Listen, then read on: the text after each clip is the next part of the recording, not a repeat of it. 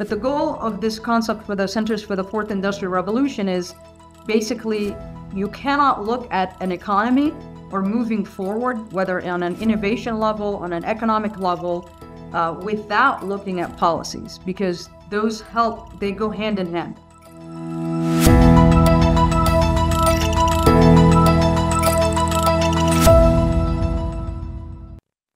Hello, welcome to the Space Policy Show. I'm Colleen Stover with the Center for Space Policy and Strategy, part of the Aerospace Corporation. This is part 4 of our series on resilient space.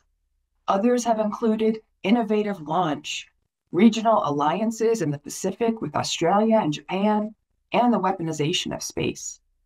Today, we are pleased to host Mishaal Ashemimry.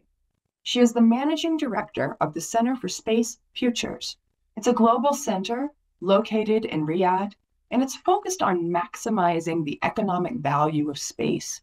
It's in collaboration with the World Economic Forum and launched by the Saudi Space Agency in 2024. We've got Dr. Jamie Morin leading the conversation. He's Executive Director of our own Center for Space Policy and Strategy. So we've got 2 think tanks today. What are some of the critical areas of interest to maximize economic impact of the space sector? How do policies and fast-paced innovation play better together to lend to a more resilient future? If you enjoyed today's show and you want to learn more about resilient space, you can check out the entire series at csps.aerospace.org/Space Policy Show. Let's get started. Thanks, Colleen, and welcome back, everybody, to Space Policy Show.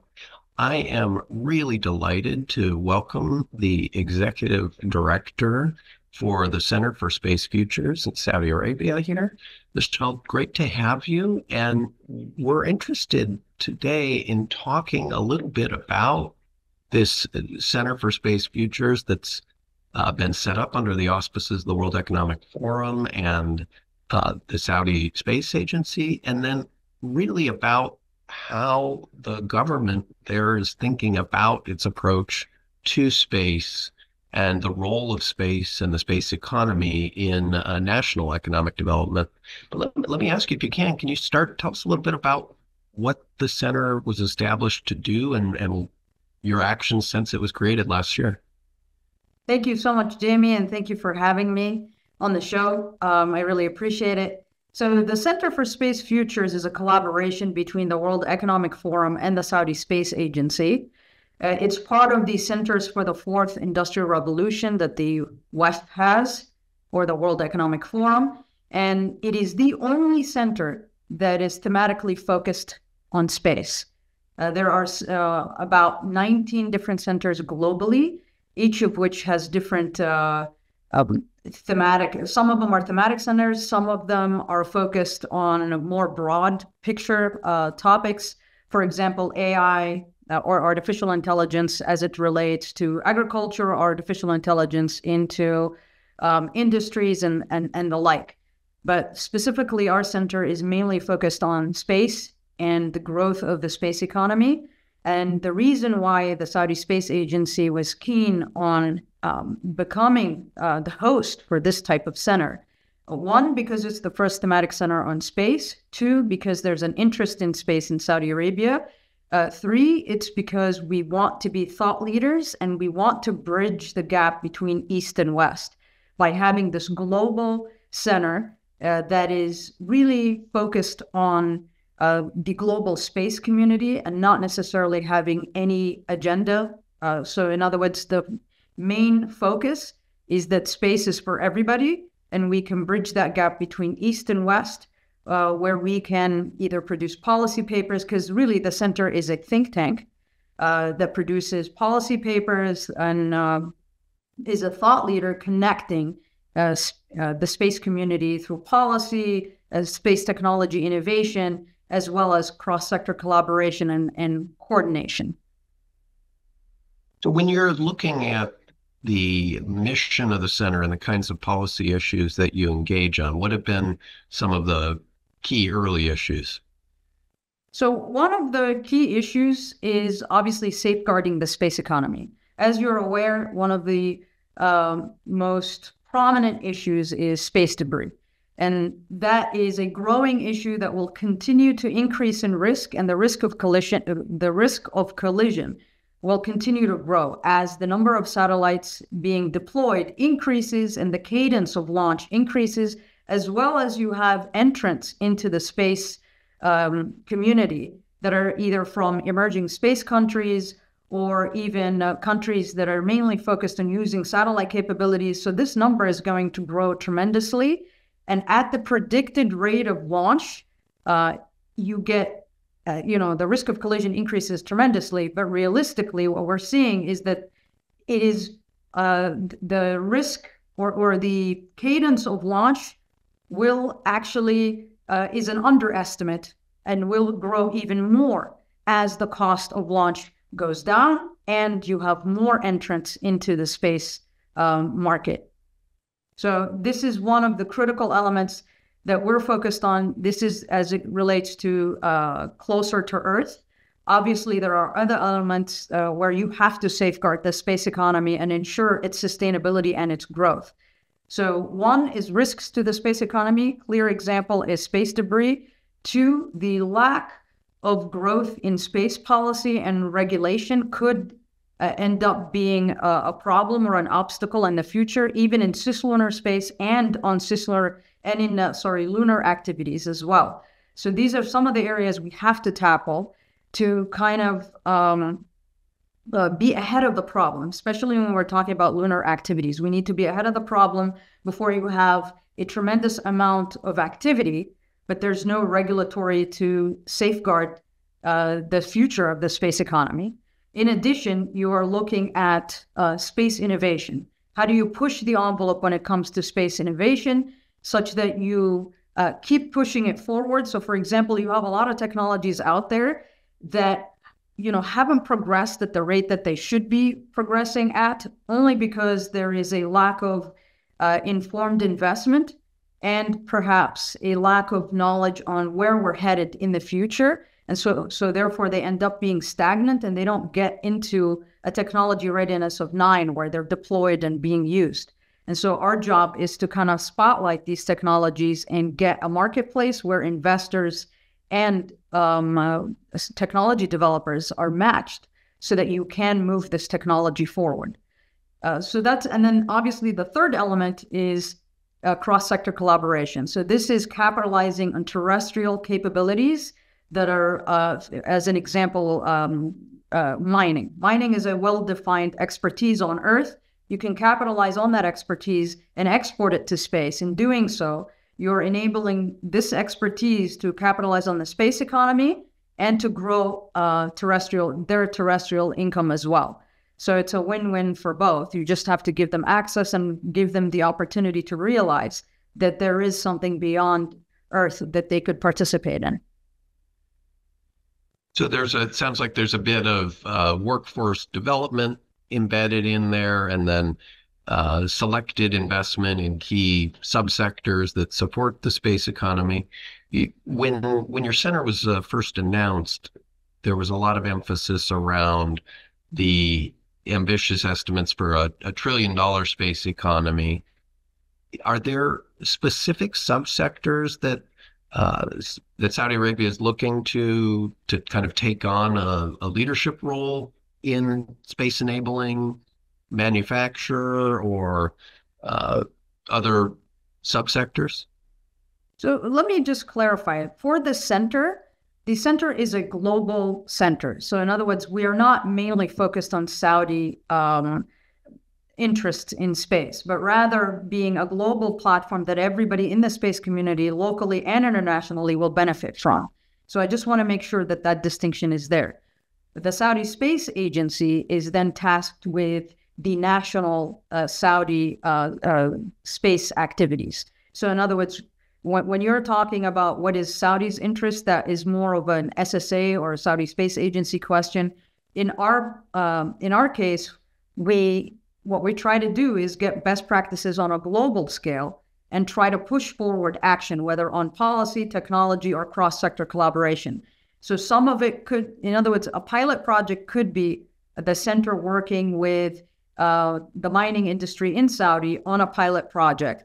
But that doesn't necessarily mean that that is our only target. Our goal also is, for example, if we identify a collaboration with an international mining industry and create a pilot project that we can move forward to space, that is our role. So I just want to highlight the global aspect of the center, that it is not focused on Saudi-only elements. We are really focused mainly on a global scale.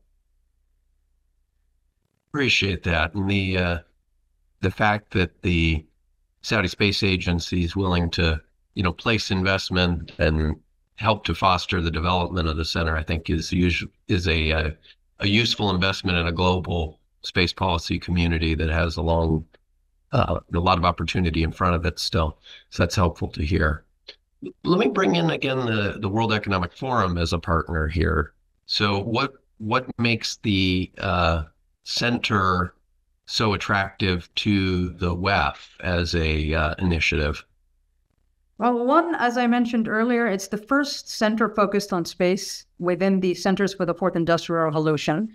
So that's one. Obviously, they want to bring in space and they recognize the importance of the space economy, and it's playing a much bigger role than it did 20 years ago, and it's going to continue to grow. And they recognize the impact it has on Earth. As you're aware, there, multiple industries are highly dependent on space technologies. And without those technologies, they could actually crumble. And so our goal is to safeguard that and to move it forward. And the WEF recognizes the importance of the space economy going forward. And that from here on out, there's going to be more and more activity in space that will then make it even bigger than the $1 trillion estimate, which a lot of people feel like it's an actual underestimate because the activities are just going to grow from here. So one, it's focused on space. The WEF recognizes the importance of space. Two, they are keen on working with us in Saudi because they do see the value in being impartial as a center, which is a critical element for the center. By being impartial, we are not we don't have a specific agenda, east or west. We are really focused on everyone's benefit in space. And so we could be the bridge between east and west when it comes to the growth of the space economy and securing it as well. So when it comes to policy and regulatory, it makes it a lot easier to kind of get two sides of the globe together to kind of move forward when it comes to action and policy. And so that's where one of the biggest strengths that I see for the center being hosted here in Riyadh under the Saudi Space Agency. It'll be very interesting to see how that sort of centrally located meeting place can play out and hope to build some bridges. Let's talk a little bit about the economic opportunities in space. You alluded to some of the jumps that are likely to accelerate us on the growth of the global space economy. What areas do you see as particularly promising in the next few years? Where do you think the most progress is going to be made?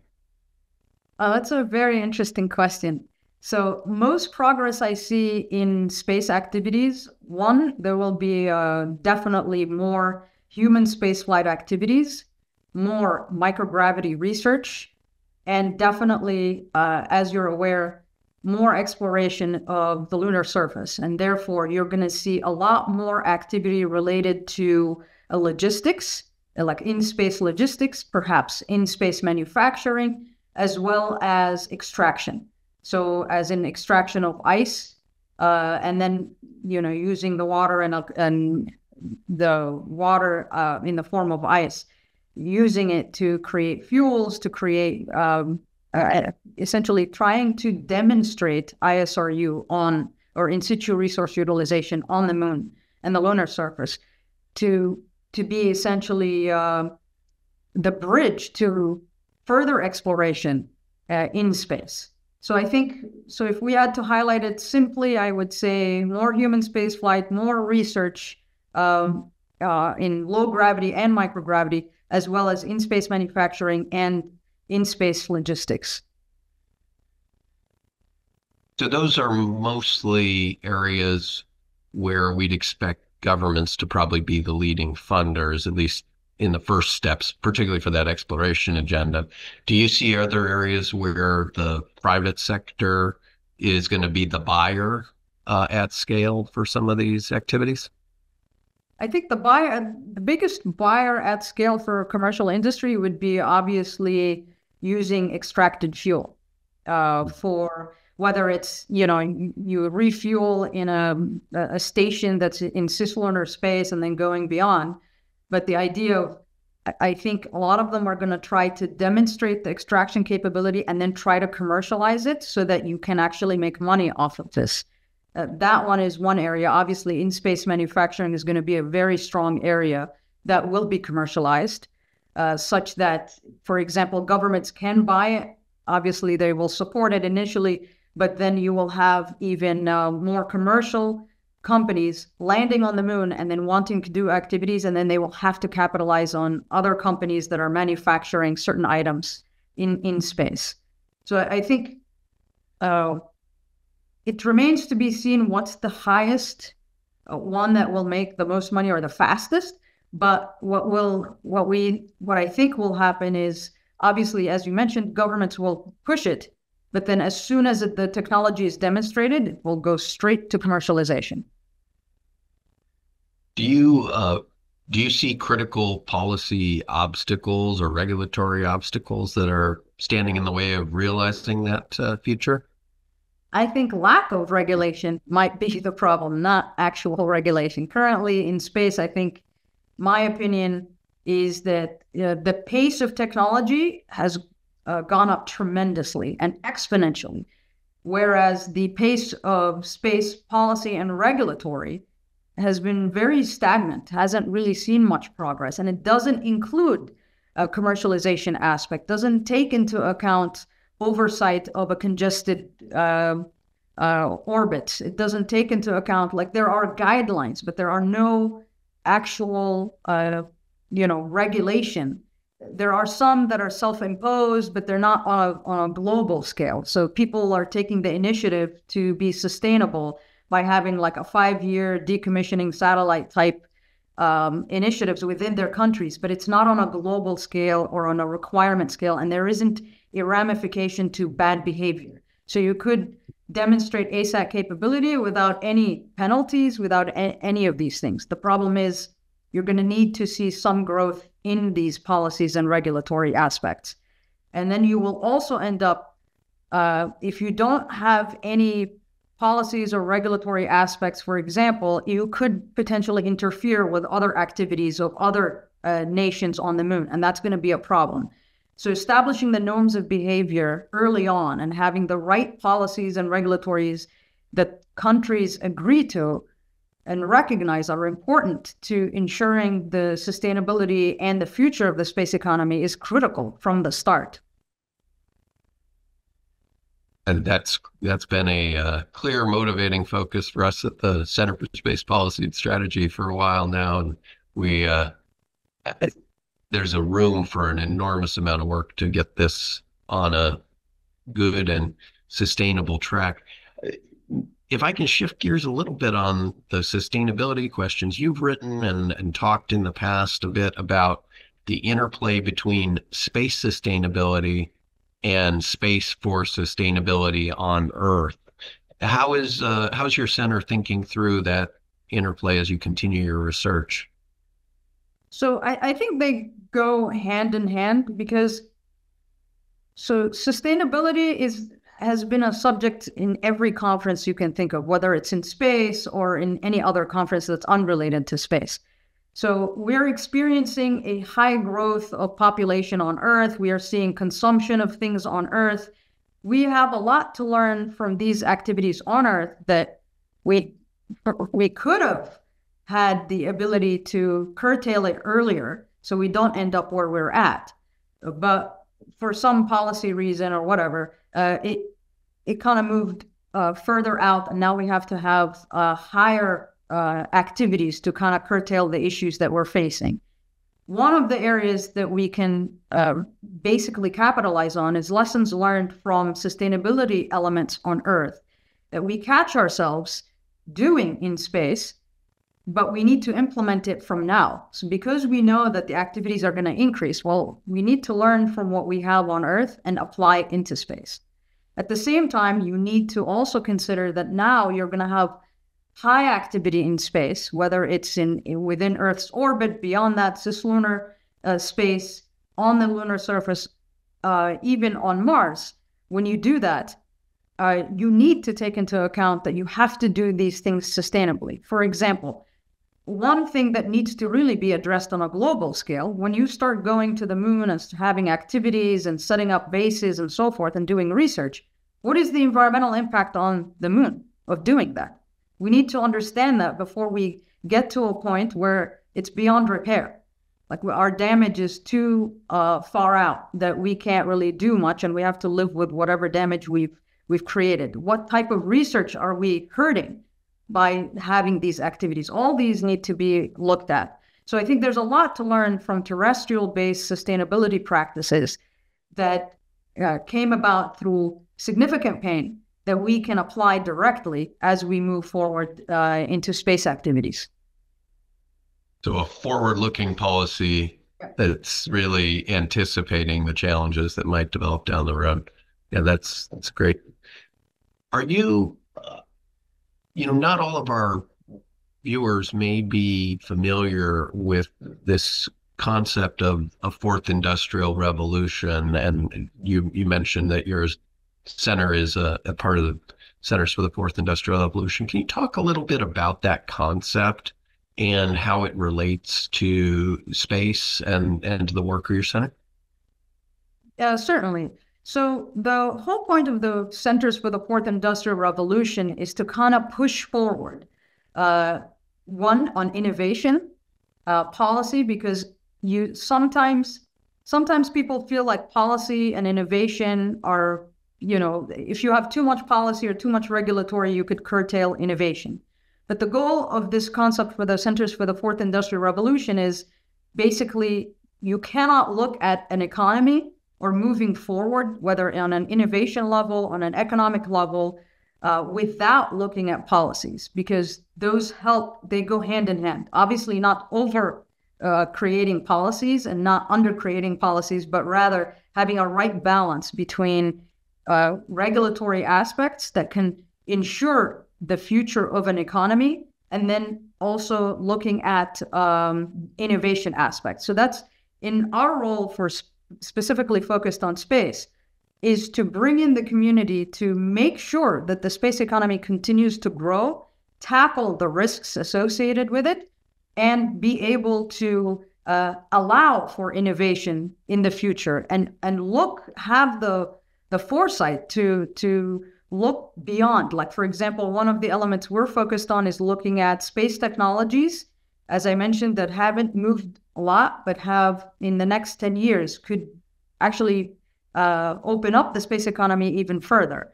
And so these are the elements when we look at the Fourth Industrial Revolution, or the Centers for the Fourth Industrial Revolution, is to push for innovation, to push for an economy, but to do so even looking at policies and kind of bridging the gap and bringing everyone together to move it forward.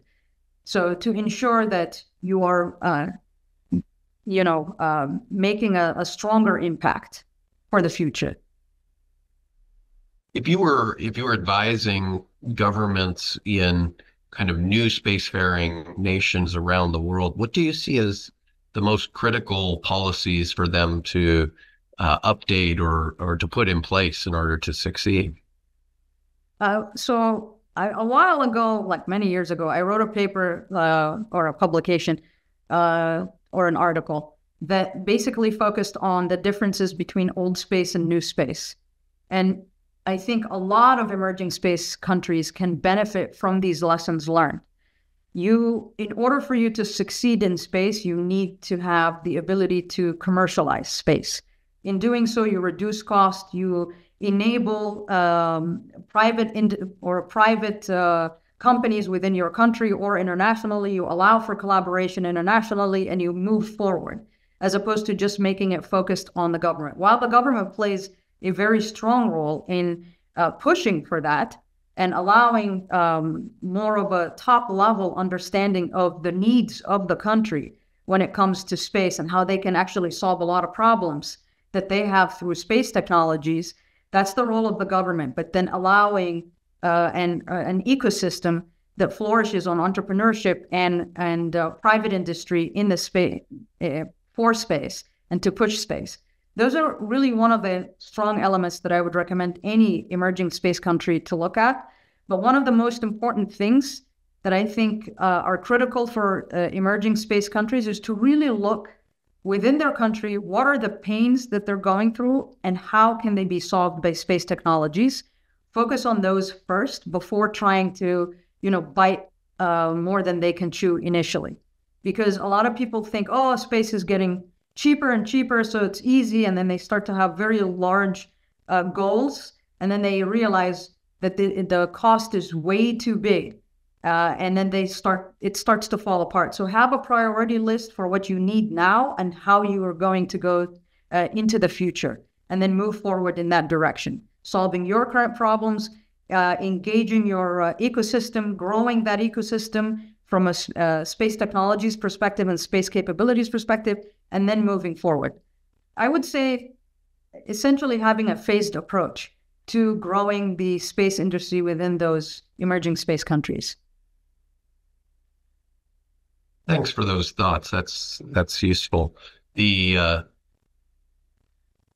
often seem to get questions from stakeholders around the world that are looking to take advantage of what we call leap ahead technologies, but sometimes starting with a couple small steps gets you a larger leap in the end. Yep. So maybe could you say just a few words about what you see as being critical topics on your center's research agenda in this coming year? It's still early in 2025. What does the rest of the year hold for us? Absolutely. So for 2025, we're looking to publish a space debris paper. We've already had, in November last year, our first workshop related to space debris. Our goal is to have actionable items to bring in the space community and get their feedback on what are the pains currently that are being faced by the space debris issue. How can we, there is no one solution that fits all, and we understand that. It's going to be multiple solutions. Part of it will be policy, part of it will be technology, part of it will be having agreement between countries on having certain policies as it relates to their space activities of sending satellites. So all those three elements need to be addressed. And then we will be making recommendations based on these workshops.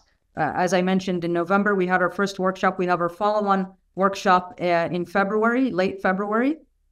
And the idea is we're bringing in, not just governments. We're bringing in governments, research institutions, space service providers, and so on to kind of collectively think on how do we move forward, because our goal is to have actionable movement when it comes to space debris. So that's one. The second one is highlighting space technologies that can open up the space economy. As I mentioned, several space technologies that are out there that are critical, that are been stuck at a technology readiness level, could be because of funding, could be because the market is not fully understood for this technology. And our goal is to spotlight them and create a marketplace to move them forward.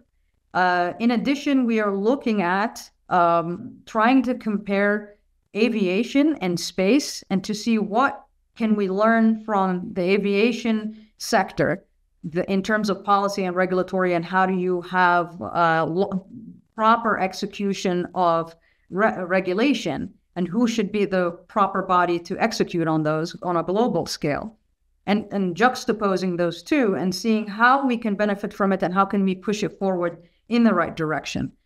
These will be in the form of a series of blogs that we will be posting, looking at, what are the current issues when it comes to space policy and law, and how can we move it forward. In addition, we will have an event that will be focused on the space economy, hopefully by the end of this year. Look forward to seeing more on that. The debris topic is one where my sense is there's been a lot of consciousness raising in the last 6 to 12 months. several years. We're seeing enormous increases in the amount of objects on orbit, but a huge share of the increase that's occurred in the last 4 or 5 years has been really within a single company, managed by a single nation's regulatory affairs. The next 5 years, we're anticipating seeing a dramatic democratization of that, right? Very large constellations from companies and government associated organizations in the PRC, for example, as well as more stakeholders launching large constellations from Europe and the US.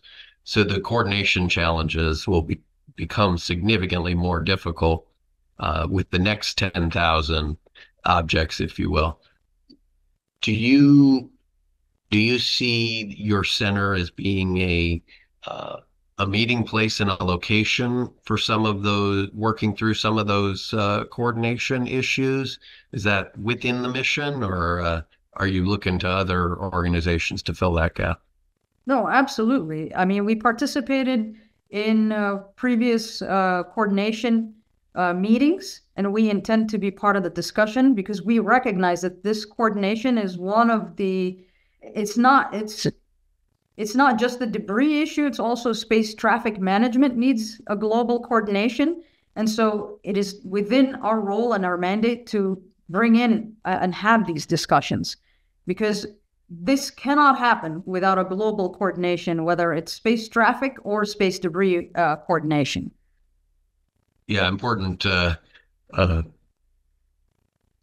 point there. We hope that many of the thousands of objects we've launched recently do not become debris, that they're all handled in accordance with their end of life plans. And but we also know one or two errors or accidents on orbit could have a really significant effect on the debris populations. So let me ask you, are there other issues on your agenda that our viewers might not be tracking on but should?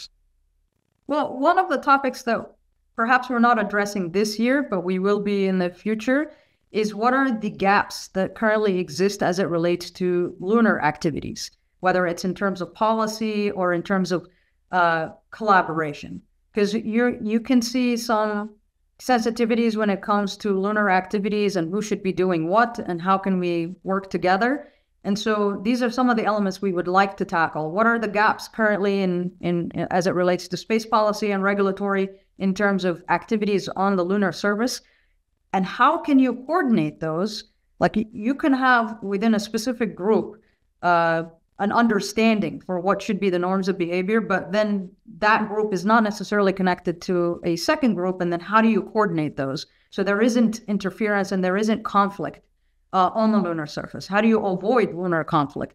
And that's what some of the areas that are not really fully understood at the moment and where we would like to look into and kind of, try to think ahead. How do we tackle them before they actually begin? And so this gets to issues like safety zones and coordination of surface traffic and so forth. Yep.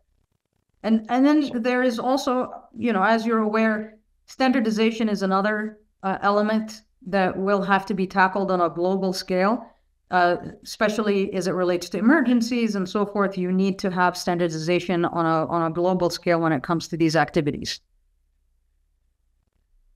The lunar activities at scale or other deep space activities, I think, also raise this issue of to what degree do we have understandings for rescue of spacefarers who might have trouble, and it's going to happen at some point, right? And the question of how prepared we are and how coordinated in advance will make a big difference in terms of the outcomes.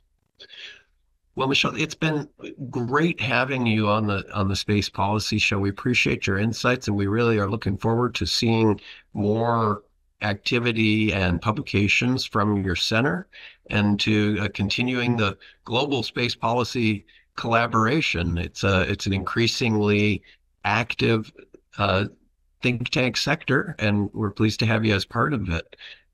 Any final thoughts for our viewers before we close out today? Thank you so much, Jamie. I really appreciate being on the show and giving me an opportunity to showcase the center. And for us, I really hope that we have some publications that will move to action, because that's really what our goal is to kind of move to action to de-risk the space economy, whether within Earth's orbit and beyond. And so that's really what we're looking for, and we hope to have a significant positive contribution to the space community. Well, it's been great to hear about it today, and we look forward to seeing more of the center's work in the days to come. Thanks for your time. Thank you so much. All right, thank you, Mishaal and Jamie. Very interesting advice to new entrants. You find the gaps and you fill them with space-enabled capabilities that benefit at the national level. To our audience, remember you can read about these issues and all of our deeper research at csps.aerospace.org. Follow us on LinkedIn to get notified and engage with our speakers. And all of the shows in this series and others are available on YouTube or wherever you get podcasts. Thanks to James Liggins, our technical director, and thank you for watching.